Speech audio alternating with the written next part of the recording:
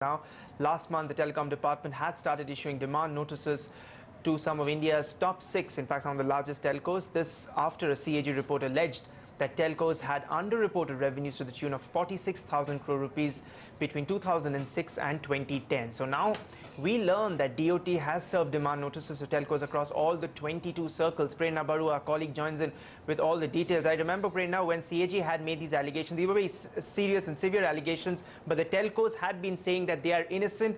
What happens now post these demand notices being served?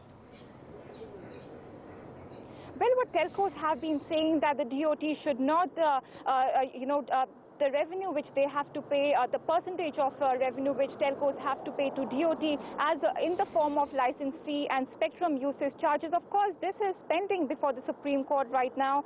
So clearly what the DoT has been saying that even though the matter is sub judice, but they have to pay the minimum amount as part of the AGR. So clearly what we are understanding from a source is that, after the CAG had tabled its report way back in March in Parliament suggesting that the top 6 telecom operators like Vodafone, Bharti Airtel, Idea Cellular, and also Aircel and Reliance Communications, that they understated revenues, as you said, over 45,000 crore rupees was the amount, and also leading to a loss of nearly 12,500 crore rupees to the exchequer. So now the Department of Telecommunications have raised demand notices against all the 6 telecom operators across 22 circles, and of course this is for only the first year, which is 2006-07. Now we learned from our sources that the DoT will also be serving demand notices for the 3 subsequent years, which is 7-8 to 2009-2010, and this will be done, of course, in the next 3 to 4 months. And of course we will have to see, because a spate of demand notices will have to be issued.